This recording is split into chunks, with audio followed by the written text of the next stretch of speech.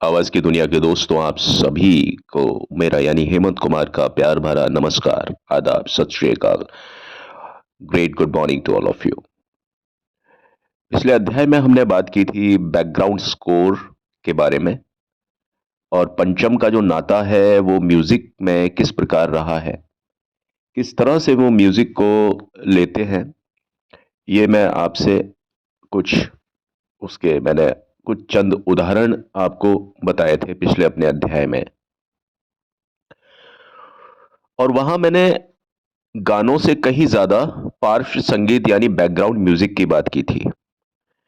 और ये जगजाहिर बात है कि अगर किसी फिल्म में बैकग्राउंड स्कोर हो, यानी बैकग्राउंड कहने का मतलब जब गाना नहीं चल रहा और फिल्म में अलग अलग टाइप की जो सिचुएशन आती हैं, उन सिचुएशन को इंटरप्रिटेशन के लिए, यानी हर सिचुएशन में जरूरी नहीं है कि कलाकार अपने मुंह से डायलॉग बोल रहा है। कुछ चीजें ऐसी होती हैं कि जो बिना डायलॉग के आपके दिमाग में सीधा संप्रेषित होती है। यानी मैं दर्शकों की बात कर रहा हूं कि अगर दर्शक अगर बात कर रहा है, दर्शक अगर किसी चीज को सोच रहा है, स्क्रीन पर अगर कोई सीन चल रहा है, तो जरूरी नहीं है कि उस समय कोई पात्र स्क्रीन पर बोल रहा है तो दर्शक उसको सुन रहा है। कई बार ऐसा होता है कि पात्र कुछ नहीं बोल रहा है स्क्रीन पर, और उस समय जो है जो दर्शक है वो सामने बैठ करके क्या सोचेगा। तो शोले में कई बार ऐसे सीन है वहां पर कि जहां शांति भी इस तरह से महसूस होती है जैसे कि बैकग्राउंड म्यूजिक, और ये चीज लाना बहुत ज्यादा टफ होता है।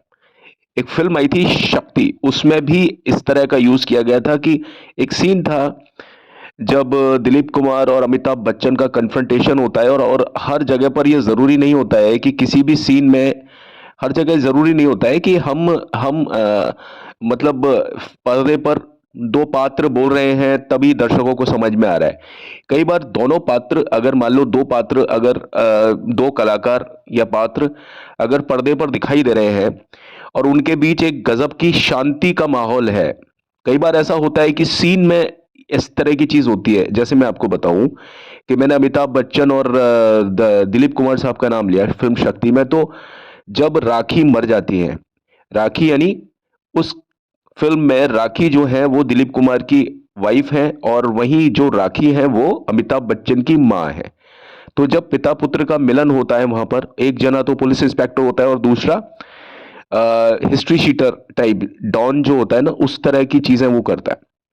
तो जब ये लोग एक साथ मिलते हैं एक पॉइंट पर जहां पर राखी की डेथ हो जाती है, तो दोनों के बीच में, कैरेक्टर के बीच में, अमिताभ बच्चन और दिलीप कुमार के बीच में कोई बात नहीं होनी चाहिए। उसके पीछे वजह यह भी है कि भाई ऐसे समय पे क्या बात की जाए। पिता भी दुखी है और पुत्र भी दुखी है, क्योंकि उनके बीच का जो सेंट्रल कैरेक्टर है वो जा चुका है इस दुनिया से। अब इस चीज को प्रभावी बनाने के लिए क्या किया जाना चाहिए कि भाई पर्दे पर एक खास किस्म की शांति दिखाई दे। तो शांति भी एक बैकग्राउंड म्यूजिक है। तो उस शांति को पंचम दा बहुत अच्छे तरीके से उकेरते थे। यानी सीन में कुछ नहीं है, कोई इंस्ट्रूमेंट नहीं बज रहा, लेकिन वो भी अपने आप में एक अलग तरह का बैकग्राउंड म्यूजिक क्रिएट कर रहा है। ये चीज शक्ति फिल्म में आपको दिखेगी, और मतलब इत्तेफाकन ये शक्ति जो मूवी है ये भी जीपी सिप्पी और रमेश सिप्पी साहब की ही फिल्म थी, जो कि 1981-82 में आई थी। मैं यही चीज आपको शोले फिल्म के बारे में बता रहा था कि शोले फिल्म में कई सीन ऐसे हैं जहां पर एक अजीब सी शांति है, लेकिन वो शांति वाला बैकग्राउंड नहीं है, वो सन्नाटा वाला बैकग्राउंड है। सन्नाटा यानी वहां पर जहां पर भी कोई बैकग्राउंड म्यूजिक नहीं बज रहा, शोले में जहां पर कोई बैकग्राउंड म्यूजिक का यूज नहीं हो रहा, लेकिन फिर भी कुछ इस तरह के पीछे से हवा का जो झोंका है हल्का सा इस तरह से क्रिएट किया गया है, जहां पर आपको उस सन्नाटे का मतलब एक अनुभूति देता है। शांति और सन्नाटे में जमीन आसमान का फर्क है। सन्नाटा मतलब वो कि कुछ बहुत खतरनाक चीज होने वाली हो, कोई विध्वंसकारी चीज होने वाली हो पर्दे पर, और उससे पहले वाली जो एकदम चुप्पी होती है, जिसको हम शांति नहीं बोल सकते, जो चुप्पी होती है, जो एक साइलेंस होता है, जो साइलेंट जो जो चीज होती है, उसको हम सन्नाटा बोलते हैं। और शांति वो होती है जैसे मंदिर हुआ या कोई ऐसी जगह हुई, कोई स्पिरिचुअल प्लेस हुआ, कोई आध्यात्मिक कोई जगह हुई, वहां पर जब कोई चीज जब बोली जाती है और जब वहां विराम लिया जाता है उसको बोलते हैं शांति। तो शोले में कई जगह पर बैकग्राउंड म्यूजिक का यूज जानबूझ करके नहीं किया गया, क्योंकि शांति नहीं है, वहां पे सन्नाटा है। और सन्नाटा जो होता है ना, उसके बाद में फिर एकदम से जब बैकग्राउंड म्यूजिक जब बजता है कोई सीन होने पर, कोई कैरेक्टर के अपीयरेंस पर अचानक से, तो वो जो शांति है ना, वो बहुत प्रभाव, मतलब वो सन्नाटा बहुत ज्यादा प्रभावकारी लगता है, बहुत ज्यादा। और उस सन्नाटे की वजह से जो बैकग्राउंड म्यूजिक बाद में क्रिएट होता है, जब कोई कैरेक्टर मान लो स्क्रीन पर अपीयर होता है, गब्बर सिंह अपीयर होता है, तो वो जो जो सीन होता है ना, वो बहुत ज्यादा प्रभावशाली बनता है, क्योंकि उससे 2 मिनट पहले एक सन्नाटा था।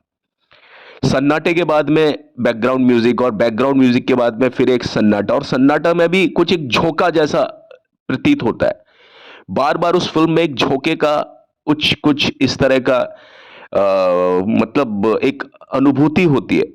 तो बहुत छोटे छोटे माइन्यूट चीज के ऊपर भी बैकग्राउंड म्यूजिक किस तरह से काम करता है। बैकग्राउंड म्यूजिक का मतलब ये नहीं है कि बहुत सारे वाद्य यंत्र एक साथ बजा दिए जाए। बहुत सारी जगह पर सन्नाटा रखा जाता है, बहुत जगह पर।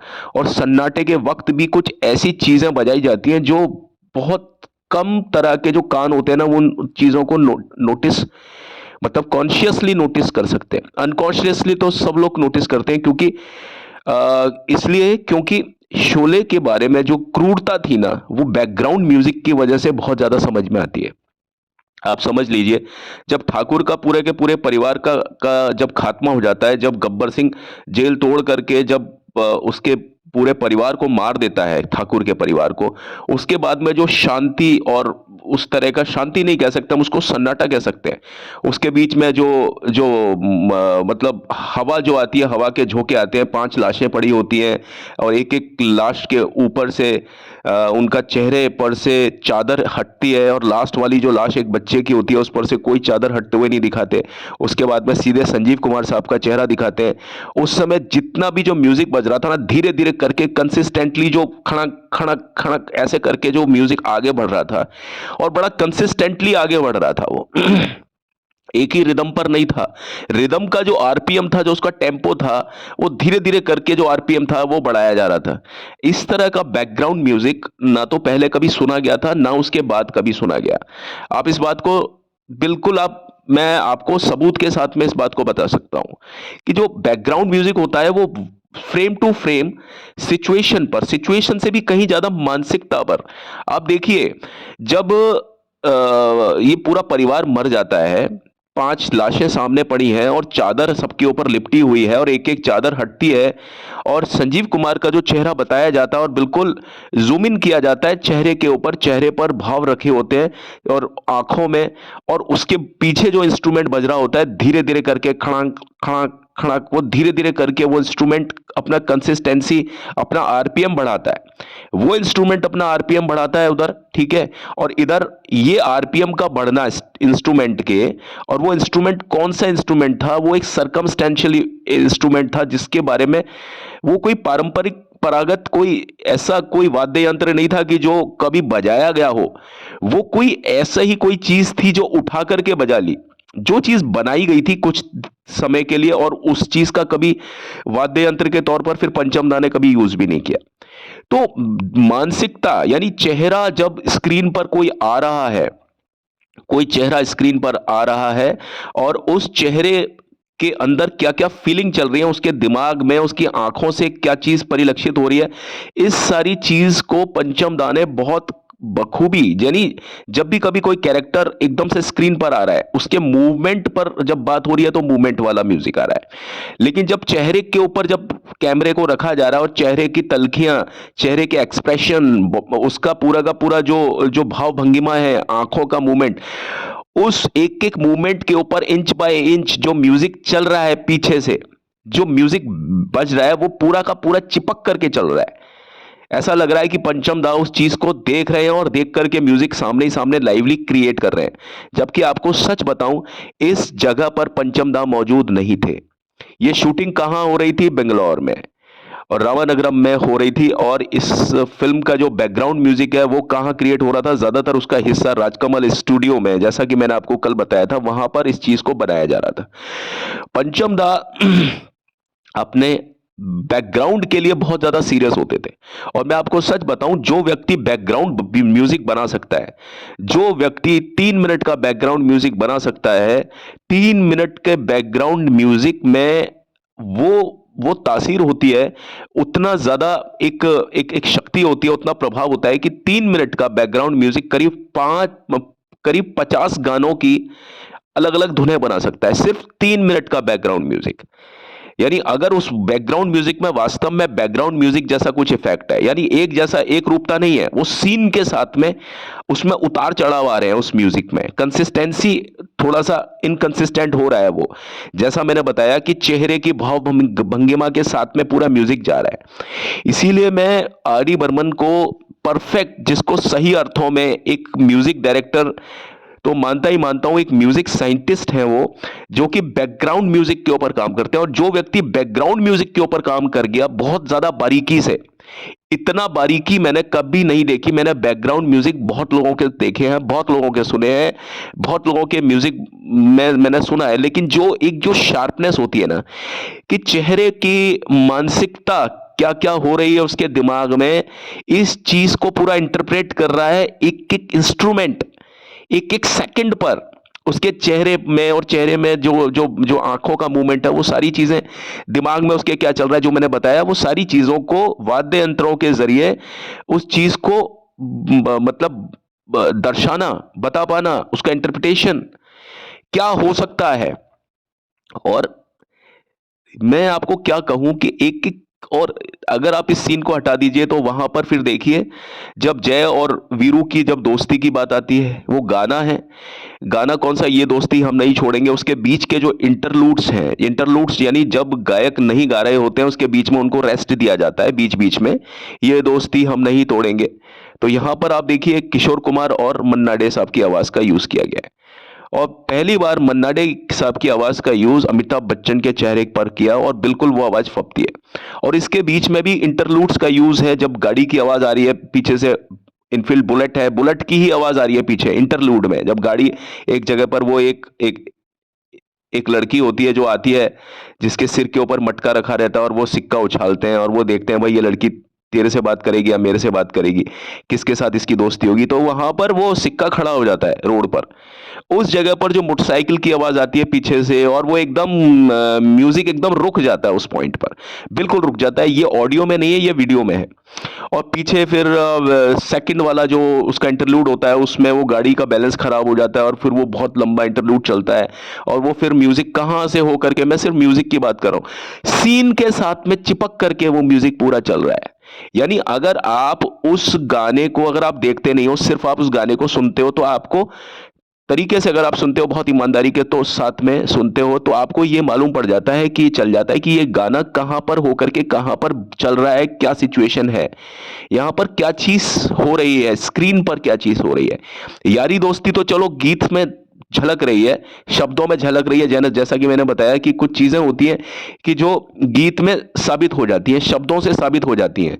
यारी दोस्ती, ये दोस्ती हम नहीं तोड़ेंगे, तोड़ेंगे दम मगर तेरा साथ ना छोड़ेंगे। अब ये जो गाना है, ये तो यारी दोस्ती पर है, लेकिन इस गाने के बीच बीच में सीन में क्या हो रहा है, अलग अलग पॉइंट पर सीन में क्या चीज आ रही है, क्या चीज जा रही है स्क्रीन में, क्योंकि ये दो पात्र हैं, ये जब कहीं पर तो चल रहे हैं, रोड पर चल रहे हैं, कहीं तो चल रहे हैं, लेकिन ये अगर रोड पर चल रहे हैं तो क्या ये रोड पर अकेले चल रहे हैं?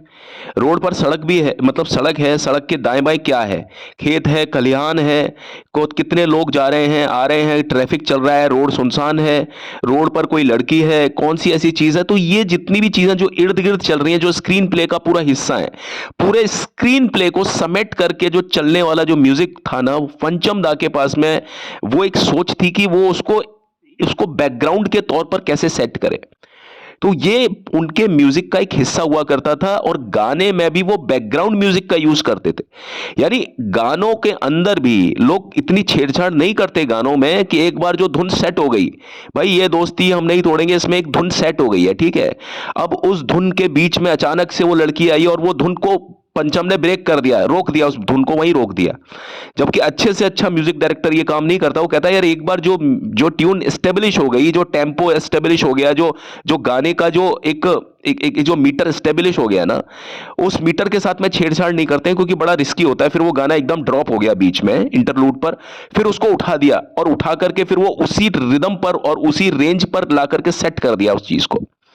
तो पंचम दा ये सारी चीजें करते हैं, और इसको मैं बीच बीच की जो चीजें होती है ना, इनको फिलर्स नहीं कह सकते हम लोग, क्योंकि ये जब आप फिल्म को देखते हैं तो देख करके पता पड़ता है कि यार ये गाने में इस म्यूजिक इंस्ट्रूमेंट का इस समय यूज हुआ, तो ये क्यों हुआ है, इसके पीछे कारण हमको पता पड़ता है। और वहां पर हमारा दिमाग जागृत होता है, और बार बार आपको यही लगेगा कि यार ये व्यक्ति खास है कुछ इस मामले में।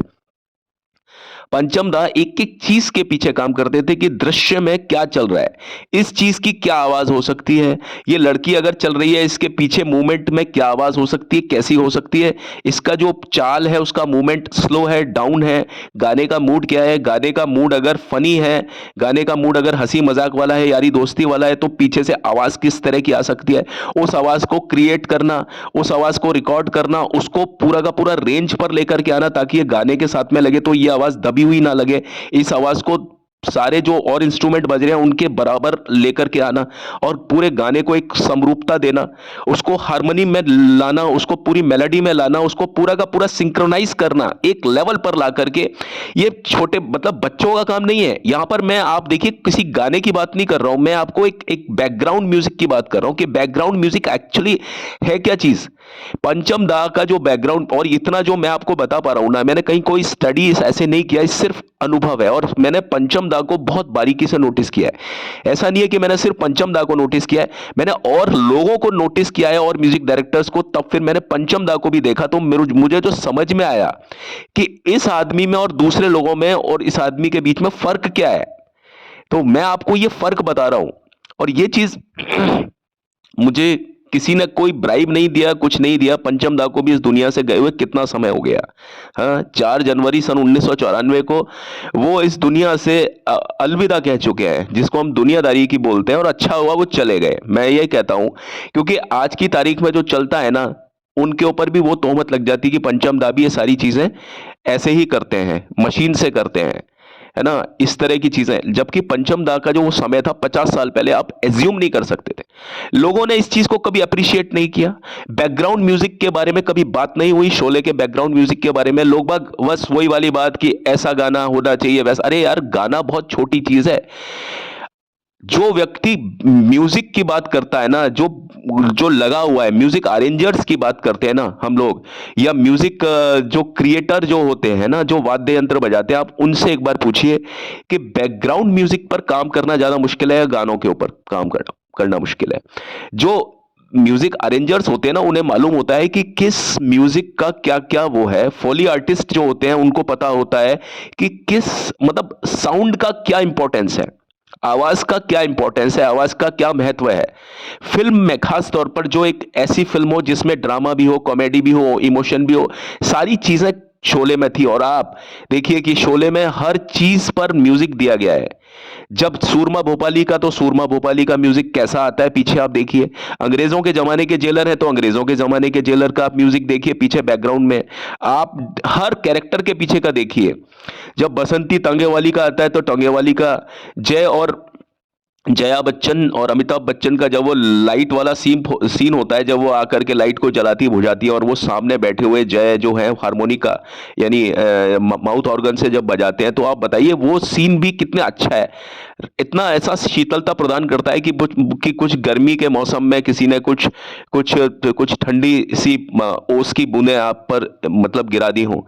वो वक्त ऐसा होता है कि पंखुड़ियों के ऊपर लगता है कि कुछ कुछ इस तरह की जो ओस की बूंदें हैं वो फैली हुई लगती है। इस तरह से सीन है, रात का समय हो और आप उस सीन को सुनो, आप उस सीन को देखो, सीन में जो पिक्चराइजेशन है उसके हिसाब से, और पीछे से जो बैकग्राउंड म्यूजिक पर जो जो पर्दे पर जो अमिताभ बच्चन जया बच्चन को देख करके जो माउथ ऑर्गन बजा रहे हैं, और वो बड़ा ही एक प्यारा सा एक रोमांटिक सीन वो मतलब एक प्रभाव पैदा करता है।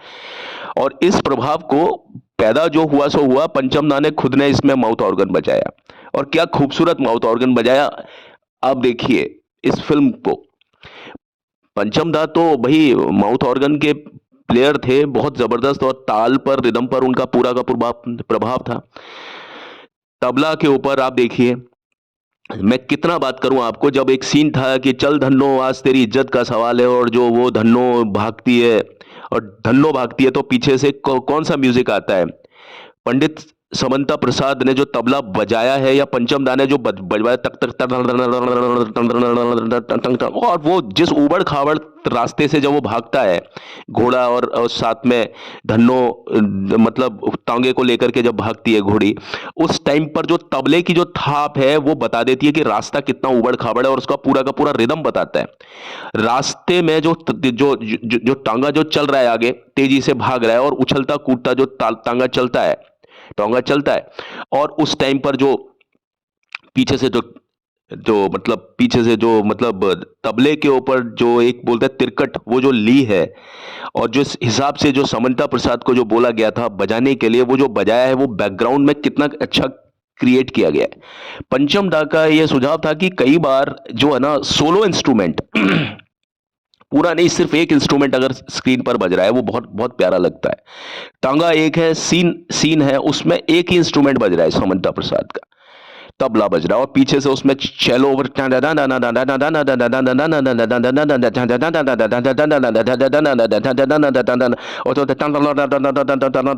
और पीछे से वो चेलो और वायला वगैरह बज रहा है, पूरा का पूरा सीन में एक एक ट्रेजिकल इफेक्ट देने के लिए। वो थोड़ा सा डरावना हॉन्टिंग टाइप सिचुएशन में तो बजता है, पूरा सीन को, और उसके हिसाब से कैमरा का मूवमेंट हो रहा है, और उसी हिसाब से टोंगा का पूरा।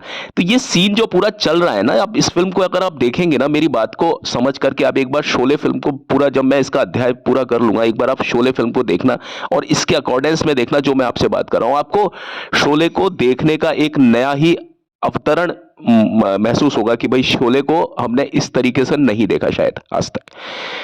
आप देखिए, इस फिल्म में एक एक गाना होता है, कोई हसीना जब रूठ जाती है तो और भी हंसी हो जाती है, और स्टेशन से गाड़ी, उसमें एक एक टोंगे की आवाज है, टक टक टक टक टक टक। तो टोंगे के लिए वास्तव में स्टूडियो में टोंगा मंगाया गया था। मतलब एक एक चीज रियलिस्टिक साउंड्स है, गोलियों की आवाज असली है इसमें, टोंगे की आवाज असली है, जो ट्रॉटिंग इफेक्ट है, ओपी नैयर साहब ने भी ट्रॉटिंग इफेक्ट का यूज किया, लेकिन पंचम दा ने जो इफेक्ट यूज किया वो एकदम रियल, घोड़े का जो नींद, जो जो हिनहिनाने की आवाज आती है, और रियल में आवाज है। और यहां पर भी चाहते पंचम दा, तो जब जब जब धन्नो और बसंती का पीछा जब डकैतों द्वारा किया जा रहा है, तो यहां पर भी वो टोंगे की आवाज ले सकते थे उस टाइप की, लेकिन यहां पर उन्होंने टोंगे की जो आवाज का जो प्रभाव है ना, वो किससे पैदा किया, वो तबले से पैदा किया। तबला जैसा कि मैंने बताया कि समंता प्रसाद, और समंता प्रसाद बहुत जबरदस्त तबला वादक रहे, बहुत जबरदस्त कई फिल्मों में। और मतलब पंचम दा का तो जो बैकग्राउंड म्यूजिक होता था, उसमें खास तौर पर बैकग्राउंड म्यूजिक में इन सभी को पूरी स्वतंत्रता होती है कि आप अपने तरीके से अपने पूरे रिदम के साथ आपको बजाना है, क्योंकि जब आप फिल्म के किसी गाने के बीच में बजाते हैं ना, वहां पर लिमिटेशन होती है, वहां एक टाइम क्लॉज होता है कि आपको इतने सेकंड में अपना बेस्ट देना है, ठीक है, ये करके इस तरह से बजाना है।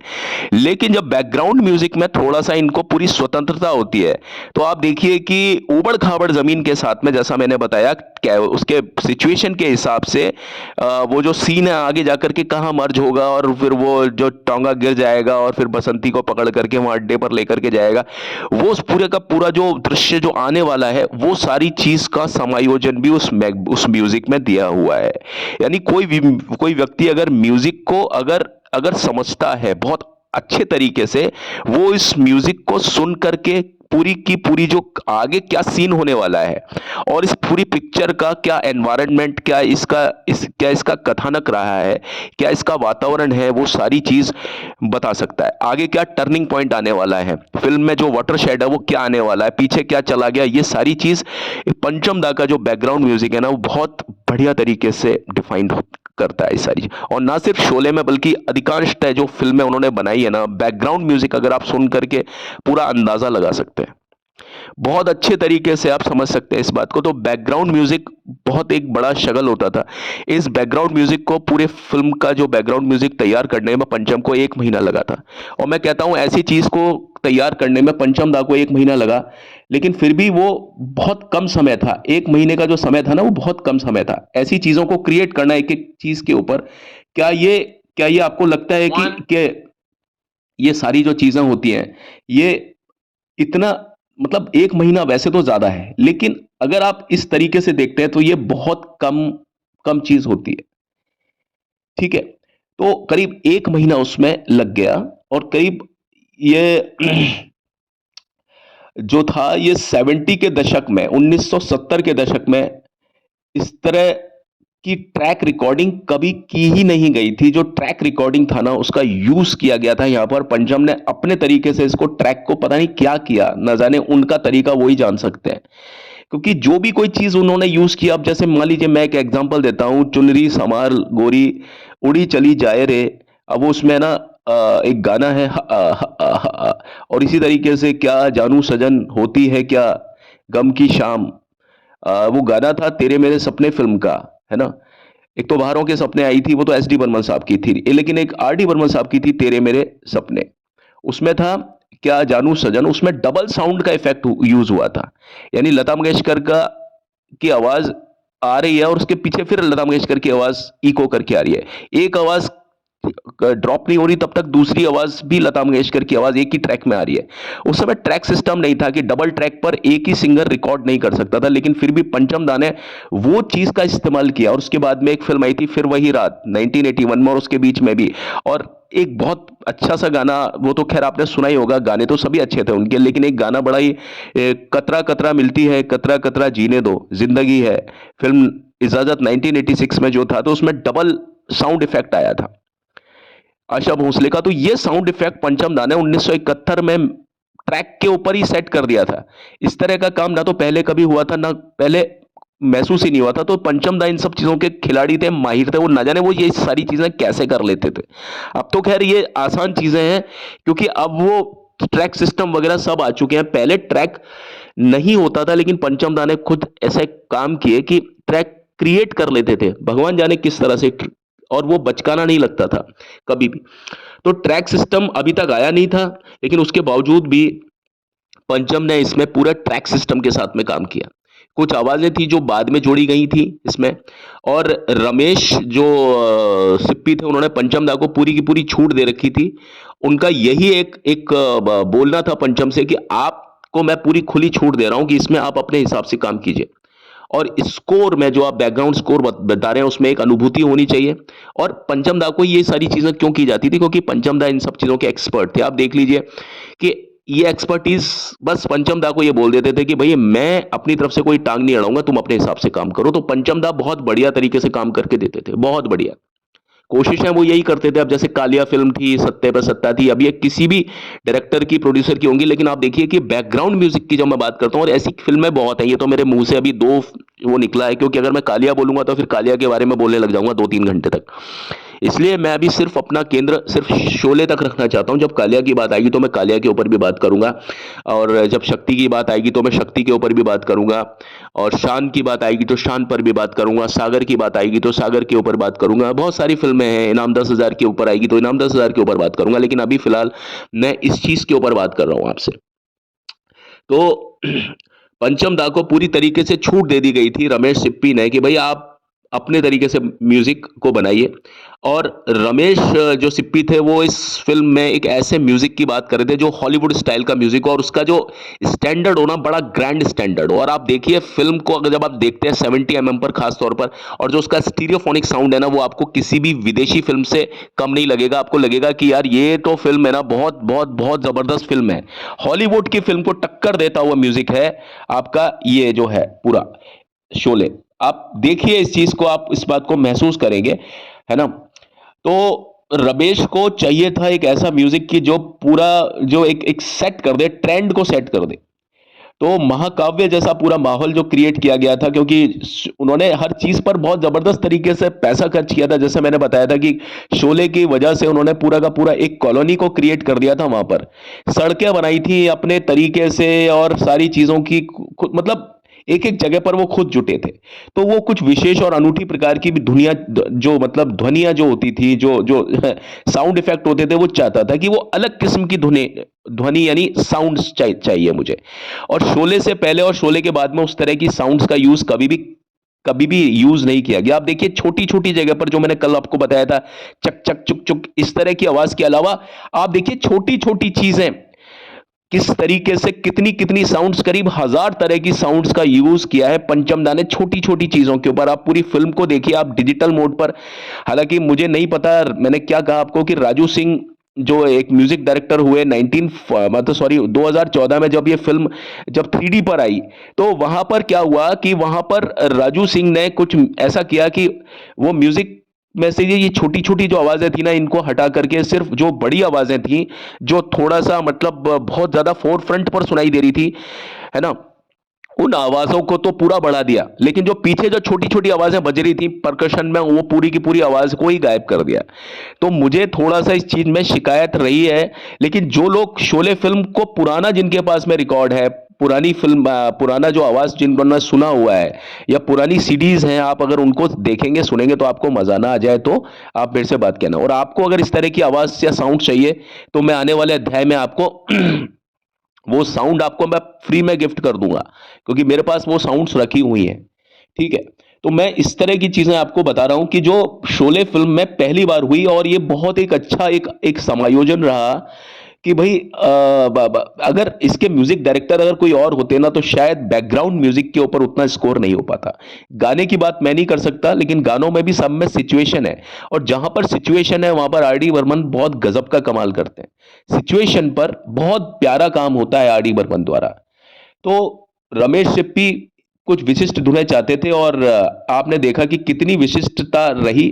अब जैसे उसमें गब्बर सिंह जब आते हैं, तो गब्बर सिंह के आने का खौफ दिखना चाहिए उस समय पर। तो सियार की जो आवाज थी वो किस तरीके से क्रिएट की गई। उसके बाद में जो राधा जो होती है, राधा जब उसके लिबास में आती है, विधवा के लिबास में, तो कैसा म्यूजिक होता है। और राधा विधवा होने से पहले जब वो पिचकारी वाला सीन और होली वाला सीन होता है, उस समय पीछे बैकग्राउंड पे क्या क्या चीज चल रही होती है कि सारी होली मैं तेरे से खेलूंगा, तो तेरे बाप के ऊपर क्या रंग लगाऊंगा, क्या गुलाल लगाऊंगा, जब संजीव कुमार जब बोलते हैं, जब राधा यानी जया बच्चन इस फिल्म में जब जब विधवा नहीं होती है, उससे पहले का जब सीन होता है तब। तो ये सारी चीजें होती थी। अब जैसे पंचम दा थे, वो स्टूडियो में तो बहुत कम काम करते थे, कम मतलब वो क्रिएशन में ज्यादा रहते थे। अब एक ही जगह पर बैठे बैठे आपके दिमाग में क्या चीज क्रिएट होगी, कुछ नहीं, इसलिए वो अलग अलग जगह पर देखते थे, जाते थे। और जैसा कि मैंने आपको बताया कि उनके लिए बहुत ज्यादा महत्वपूर्ण होता था कि उन्हें पता होना चाहिए कि सीन क्या चल रहा है। सीन के बारे में वो परफेक्ट नोट्स बनाते थे, अपने असिस्टेंट को अपने साथ रखते थे, एक एक चीज की नोटिंग होती थी कि भाई इस समय सीन चल रहा है, सीन के पीछे क्या चल रहा है, सीन के आगे पीछे क्या चल रहा है, उसके पहले क्या स्टोरी है, उसके बाद क्या स्टोरी है, इन सब के ऊपर। और फिर जाकर के वो म्यूजिक को क्रिएट करते थे। गाने के ऊपर भी यही प्रभाव रहता था उनका, और जो पार्श्व संगीत है, यानी जो बैकग्राउंड स्कोर है, उसके ऊपर तो कुछ ज्यादा ही होता था। तो अब इसमें उनके सहायक थे, दीपन थे, संतोष थे, जो मतलब इन सभी चीजों के ऊपर एक पूरा भरपूर तरीके से नोट्स बनाते थे। और जो सारी चीजें होती थी, अब इसमें ये बताते हैं कि भाई बैकग्राउंड म्यूजिक में पूरा का पूरा पाश्चात्य संगीत का पूरा प्रभाव रहा। अब आप देखिए, जो इसका बैकग्राउंड स्कोर था, किसकी बात कर रहा हूं मैं आपको। कहीं पर आपको ऐसा लगता है कि यहाँ पर पूरा का पूरा वेस्टर्न म्यूजिक है। चलिए अगर हम शुरू से बात करते हैं, इसका जो टाइटल म्यूजिक है, जब फिल्म में जब गाने आपके मतलब स्टार्ट में जब जब पूरा फिल्म का पूरे शीर्षक पूरे आते हैं कि भाई कौन कलाकार है, पूरा स्टारिंग आता है, कास्ट के पूरे नाम आते हैं, उस समय पर जो गाना है वो किस मतलब जो बैकग्राउंड म्यूजिक है कैसे उठता है, फ्रांसीसी हॉर्न के साथ में, फ्रांसीसी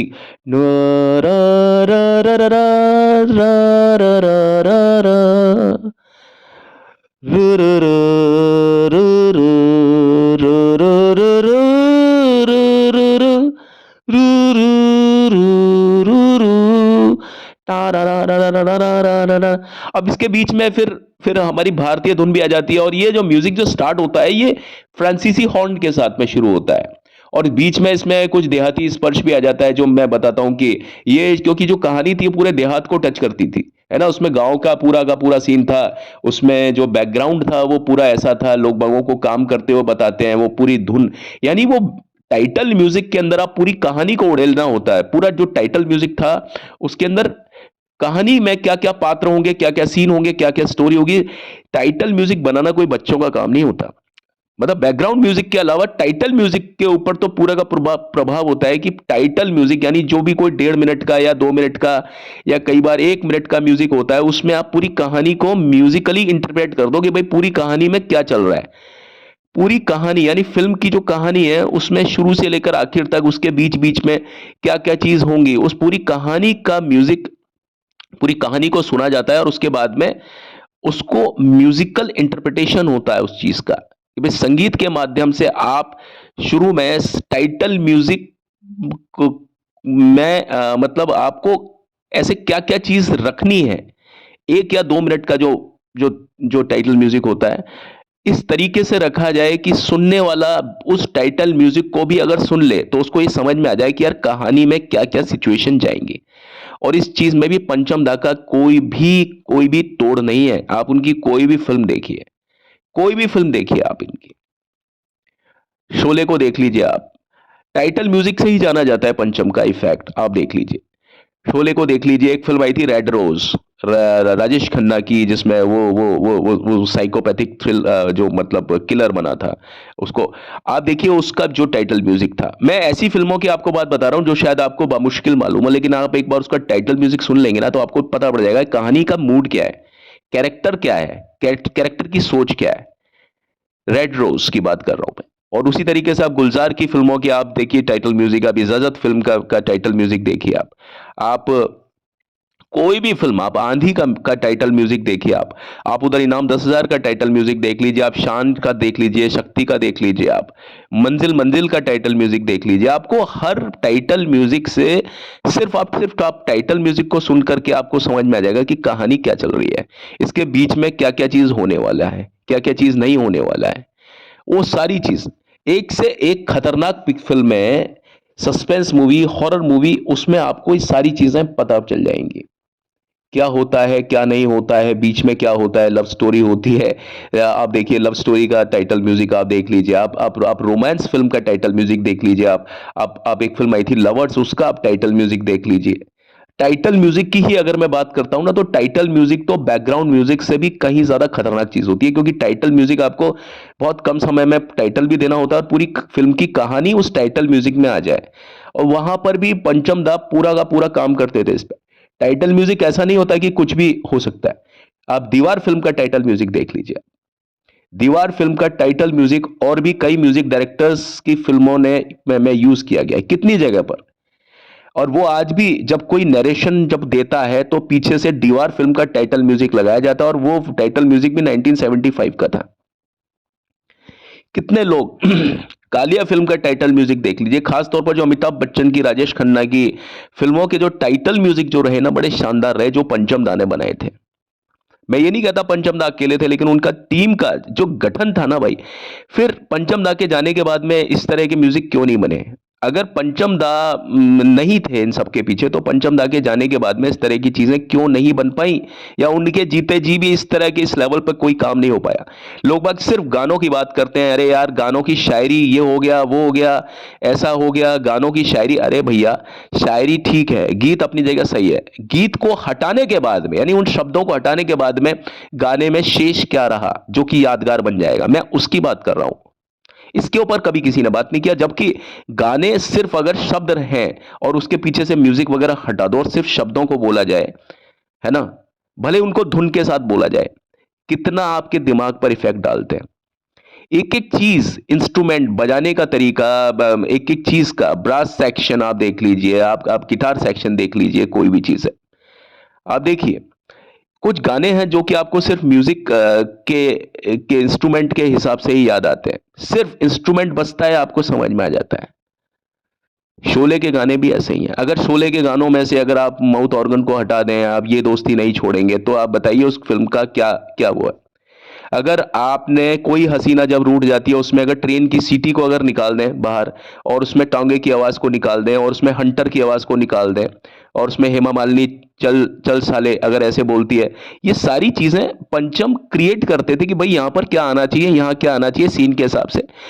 अब आप देखिए, आप इस गाने में जब तक है जान जाने जहान, अब उसमें पूरा पहाड़ी से इस पहाड़ी से उस पहाड़ी तक फिल्मांकन किया जा रहा है, और बीच में लता मंगेशकर भी बोल रही है ओफो ऐसे करके बोल रही है, क्योंकि उधर स्क्रीन पर हेमा मालिनी भी पसीने से तरबतर होकर के, और ये वास्तव में शूट किया था मई में, उस टाइम पर भयंकर गर्मी में। तो आप देखिए कि पर्दे पर जो हेमा मालिनी नजर आ रही है वही आवाज नजर आ रही है स्टूडियो में लता मंगेशकर की, और उसी हिसाब से म्यूजिक भी चल रहा है, पत्थरों का म्यूजिक, और ये वो सारी चीज सिचुएशन के ऊपर। गब्बर सिंह की आंखें दिखाई दे रही हैं किस तरीके से वो मजे ले रहा है सीन के, और उस समय पर उस समय किस तरीके से मतलब उस समय भी आप देखिए वो फिल्म में गाना से ज्यादा बैकग्राउंड म्यूजिक है। गाने के अंदर पार्श्व संगीत का इस्तेमाल कोई पंचम दा से सीखे, क्योंकि वो गाने के अंदर क्या चल रहा है ये एक अलग बात है, लेकिन बैकग्राउंड म्यूजिक फीलिंग के तौर पर अगर किसी ने यूज किया है तो मैं कहता हूं पंचम दा ने ही यूज किया है।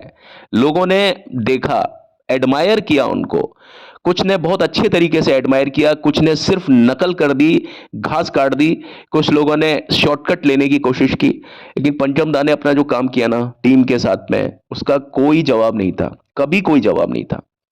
आप इसके अलावा इसके और भी गाने अगर आप देखेंगे ना, तो आप देखिए कि उसमें भी ये दोस्ती नहीं छोड़ेंगे, इस गाने का जो सैड वर्जन है आप देखिए वो एकदम सैड पर जाता है, और उस समय वो गाना किस तरीके से आता है, और जब उसका हाथ जब नीचे जाता है खट से, उस समय भी वो म्यूजिक है। और सिक्का, अब सिक्के की बात का मैं यूज करता हूं कि सिक्के का एक जो होता है कि लास्ट में वो बोलता है गब्बर सिंह आ रहा हूं मैं, और सिक्का उछाल करके जब जाता है, तो सिक्के की आवाज के ऊपर भी काम किया था पंचमदा ने।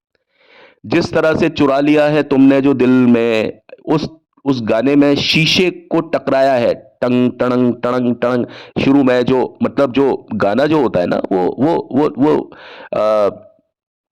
शीशे के ग्लास को टकरा करके चुरा लिया है तुमने जो दिल को। अब बहुत लोगों ने कोशिश की कि इस तरीके से गिलास को टकरा करके कोई गाना बनाया जाए, लेकिन जिस एंगल से उन्होंने टकरवाया, अब मतलब अपने अपने जो जो उनके जो शागिर्द जो होते थे उनसे, वो गिलास का टकराना किसी और म्यूजिक डायरेक्टर का मतलब वो शगल नहीं था। गिलास को गिलास से टकराना है, लेकिन किस तरह से टकराना है, कैसी साउंड क्रिएट होगी कि उसमें रोमांस क्रिएट होगा, ये सारी जो चीजें होती थी ना। अब आप देखिए कि ये शोले फिल्म के अंदर भी मैं वही चीज आपको बता रहा हूं कि जब सिक्का होता है, सिक्का उछलता है, सिक्का किस तरीके से आएगा, उसकी आवाज टन टन। अब जब सिक्का जब इधर से उधर उछलता था ना, तो लोग बागों को ऐसा लगता था, आपको बताऊं कि सिक्के के ऊपर लोग बागों का ध्यान अपनी सीट के नीचे चला जाता था। सिक्का उछलता था, कहां से आवाज आती थी और कहां उठ करके बहुत तेजी से आवाज आती थी, और हल्की सी आवाज, कहीं ऐसा लगता था सिक्का कहीं कोने में जाके किसी किनारे पर पड़ा हुआ है। सबको ऐसा लगता था कि हमारी सीट के नीचे ही सिक्का पड़ा हुआ है। लोग बाग अपने सीटों के नीचे देखते थे, चलती हुई फिल्म में सीट के नीचे देखते थे, वो इतना भाव विभोर हो जाते थे, उनको ऐसा लगता था कि ये सिक्का हम मतलब हर एक पात्र से वो इतना ज्यादा आइडेंटिफाई करते थे, उनको लगता था यार मैं तो फिल्म के अंदर ही हूं। तो जब वो सिक्का उछलता था तो उनको लगता था कि यार ये फिल्म का हिस्सा नहीं है, ये तो मेरी जिंदगी है। फिल्म का हर एक सीन उनको उनकी जिंदगी लगता था। तो उस उछलता हुआ सिक्का पर भी वो लोग सोचते थे कि यार ये सिक्का उछल रहा है, और सिक्का गिरा तो उनको वो वास्तविक लगता था। और सभी लोग, लगता ही नहीं था कि वो फिल्म देख रहे हैं, उसको लगता था कि यार ये फिल्म नहीं है, ये मेरी मेरी जिंदगी है, और ये मेरा ही सीन है, ये मेरा ही जन्म है, और मैं इसके अंदर हूं, इस पिक्चर के अंदर हूं, मैं एक पात्र मतलब मैं सिर्फ एक दर्शक नहीं हूं, मैं खुद भी इसके अंदर एक पात्र हूं, इस पिक्चर के अंदर एक कैरेक्टर हूं, मैं खुद भी इसके अंदर एक अभिनय कर रहा हूं।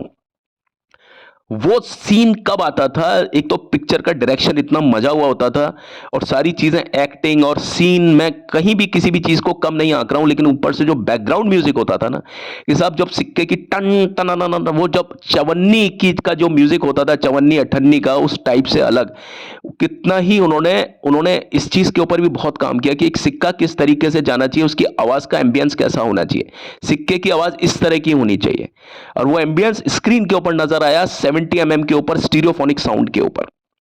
और वो स्टीरियोफोनिक साउंड का जो कमाल था कि वो उधर से उधर जब जाता है ना सिक्का, किस तरीके से जब आपके हाथ से जब उछलता है, जब आप उसको टॉस करते हैं, तो उसकी आवाज किस तरह की होगी, और जब वो बहुत दूर जाकर के गिरेगा तो उसका एम्बियंस कैसा हो जाएगा। ये सारी चीज लगती थी कि सिक्का आपकी सीट के नीचे गिरा है, टन से करके, धीरे से करके, सभी लोग अपनी सीट के नीचे इस तरह से देखते थे। तो आप ये बताइए, क्या ये चीजें महान नहीं है कि जो इस फिल्म को बनाती हैं? क्या इस फिल्म में, इस तरह की फिल्मों में, क्या बैकग्राउंड म्यूजिक का कोई कमाल नहीं है? किसी ने भी बैकग्राउंड म्यूजिक के बारे में बात नहीं करी, जबकि मैं कहता हूं इस फिल्म से आप पूरा बैकग्राउंड म्यूजिक हटा दीजिए, ये सारी चीजें आप हटा दीजिए, टाइटल म्यूजिक हटा दीजिए, बैकग्राउंड म्यूजिक हटा दीजिए, सिर्फ आप गानों को रखेंगे ना, तो आपको फिल्म में मजा नहीं आएगा, मेरे कहने का मतलब ये। लेकिन कुछ चीजें ऐसी होती है ना जो पर्दे के बहुत पीछे की चीजें होती हैं, आप पर्दों की पीछे की चीज को देख सकते हैं, लेकिन पर्दे की बहुत पीछे की चीजों को आप नहीं देख सकते, आप मतलब जो कॉमन लोग होते हैं। पर्दे के पीछे की चीज हम लोग देख सकते हैं, गाना देख लिया हमने, गाने का जो कॉस्ट्यूम है वो देख लिया, डांस के स्टेप्स देख लिए, हमने ट्रेन को देख लिया, वो पर्दे के पीछे की चीज है। लेकिन उस पर्दे के पीछे भी बहुत सारे पर्दे होते हैं, वहां की चीजों तक भी आपको देखना चाहिए, पहुंचना चाहिए, समझना चाहिए। और जब बात आर डी बर्मन की होती है ना, तो आपको ये सारी चीजें बहुत ज्यादा बारीकी से देखनी चाहिए, क्योंकि गानों पर जो उनकी पकड़ थी, मैं उसकी बात ही नहीं कर रहा हूं, गानों की तो मैंने बात ही नहीं करी है अभी तक, मैं तो सिर्फ बैकग्राउंड म्यूजिक की बात कर रहा हूं। और अगर मैं इतना धारा प्रवाह तरीके से आपसे बात कर सकता हूं ना, तो इसलिए क्योंकि मैंने इन बातों को बहुत जबरदस्त तरीके से अनुभव किया है अपनी जिंदगी में, और अनुभव मेरे दोस्तों कभी भी गलत नहीं होता। एक अगर मैं झूठ बोल करके बोलता ना, तो आज मैं बोलने में इतनी रफ्तार के साथ में नहीं बोल सकता था, मैं सोच करके बोलता, मैं कहीं देख करके बोलता ना, तो आपको मेरे बोलने की इंटेंसिटी से मालूम पड़ जाता। पर ये सब साफ जाहिर हो जाता है किसी के बोलने के अंदाज से कि यार ये इसका अनुभव है, या ये कहीं से देख करके ऐसे बोल रहा है। अगर ये मेरा अनुभव है तो ये मेरी सच्चाई है, और ये सच्चाई मेरे ख्याल में बहुत सारे लोगों ने नोटिस की होगी। मैं कोई दुनिया में कोई बिरला एक आदमी नहीं हूं कि जो इस तरह की चीज को देखता है। लेकिन मैं यही कहता हूं कि अगर आप इस तरह से फिल्मों को देखते हैं, खास तौर पर पंचम दा को स्टडी है, जब आप ऐसे करते हैं ना, तो ये स्टडी, मैं नहीं कहता, मतलब आप किसी भी चीज से बोर नहीं हो सकते हो लाइफ में, आप कभी भटक नहीं सकते हो अगर आप इस तरह की, अगर आप में एक आभा आती है ना किसी भी चीज को लेकर के। मैं ये नहीं कहता कि सिर्फ आर डी बर्मन, आप किसी भी चीज को इतनी गहराई से देखेंगे ना, तो आप कभी जिंदगी में कभी परेशान नहीं होंगे, आप आनंदित रहना सीख जाएंगे जिंदगी में, क्योंकि मेडिटेशन है ये। भाई ध्यान और भगवान एक ही चीज है, जहां मेडिटेशन है वहां गॉड है, और जहां गॉड है वहां मेडिटेशन है। तो मैं मेडिटेट इसलिए करता हूं कि मैं पंचम दा को अपना दूसरा भगवान इसलिए मानता हूं, एक भगवान जिसने मुझे पैदा किया, एक भगवान वो जिसने जिसे मैंने अपनी जिंदगी में जन्म लेने के बाद में तिल तिल करके जाना, अथक प्रयासों से, अथक अनुभवों से मैंने अपनी जिंदगी में इन सारी बातों को खोजा, जाना, परखा। लेकिन मैं ये सारी चीजें तभी जान पाया जब उन चीजों में कुछ बात थी। अगर किसी चीज में वो बात नहीं होती तो आज मैं सभी को पंचम के समतुल्य कर सकता था। लेकिन मैंने आर डी बर्मन को थोड़ा सा अलग इसलिए मैं समझता हूं, मुझे प्यार सभी से है, प्रेम सभी से है, लेकिन मैं भक्ति सिर्फ आर डी बर्मन साहब की इसीलिए करता हूं क्योंकि मुझे इस कद काठी का इंसान आज तक कभी नजर नहीं आया। बहुत लोग हैं अलग अलग चीजों को, लेकिन मैं किसी के ऊपर भी पटाक्षेप नहीं करता। बहुत सारी चीजें हैं, कोई किसी से कम नहीं होता, ना सूरज किसी से कम है, ना सूरज चांद से कम है, ना चांद सूरज से कम है, और उसके बीच में हम तारों की बात करें तो तारे तारे भी फिर चांद और सूरज से कभी कम नहीं है। लेकिन साहब, दिल की बात जो मैं आपको बताऊं ना, कि कुछ चीजें जो अलग होती हैं, विशेष होती हैं, है ना, मैं उनकी बात कर रहा हूं। अब वो अलग और विशेष बात क्या हो सकती है, ये अब मैं उसका कोई नाम नहीं दूंगा आपके सामने कि भाई मैं इनको अच्छा समझता हूँ बुरा समझता हूँ, नहीं, कोई अच्छा समझे बुरा समझे, गालियां दे सकते हैं, कोई दिक्कत नहीं है इस दुनिया में। मैंने जैसा कि कल आपको बताया कि भगवान के को भी नहीं छोड़ते लोग बाग उनका भी सौदा करते हैं, अपने अपने तरीके से सौदा करते हैं, और वक्त आने पर लोग सनातन बन जाते हैं, वक्त आने पर लोग बहुत अच्छी अच्छी बातें करते हैं, वक्त आने पर सब चीज़ें होती हैं। तो ईश्वर का सौदा भी जब किया जाता है तो भी किसी इंसान की बात तो हम कर ही नहीं सकते। ठीक है, तो आज के वीडियो में बस मैं आपको इतना ही बात करूंगा कि आप जब किसी चीज को जब आप देखें तो आप इस तरीके से शोले जैसी फिल्म को तो आप महसूस करके देखिए और अपने कंट्रोल छोड़ दीजिए, दिमाग छोड़ दीजिए। आप सिर्फ शोले के हवाले हो जाइए, अपने दिमाग को शोले के हवाले कर दीजिए, खत्म। जो आपका दिमाग सिग्नल देगा ना, मैं आपसे पूछूंगा कि आपको मजा आया या नहीं आया, बस। तो आज की वीडियो में बस इतना ही। कल मैं आपके समक्ष फिर से हाजिर होता हूँ बैकग्राउंड म्यूजिक के बारे में बात करने के लिए। तब तक के लिए मुझे आज्ञा दीजिए। अभी तो चलता हूँ, लौट के मिलता हूँ एक बार फिर से आपको। मैं आपका आज का कंटेंट और थोड़ा लंबा बनाता, लेकिन समय का कुछ मेरे साथ में दिक्कतें आती हैं कि भाई मुझे इतना वो नहीं होता मुनासिब मेरे लिए। लेकिन चलने से पहले बस मेरी आपसे यही रिक्वेस्ट है कि प्लीज़ मेरे चैनल को like, share, subscribe, comment please please please ज़रूर कीजिएगा। आपका एक छोटा सा एक लाइक, आपका छोटा सा एक एक एक सब्सक्रिप्शन, आपका छोटा सा एक कमेंट हमारे जैसे लोगों की ज़िंदगी बना सकता है। किस तरीके से कि हम अपने इस तरह की जो बातें होती हैं उनको आपके बीच में लेकर के आए।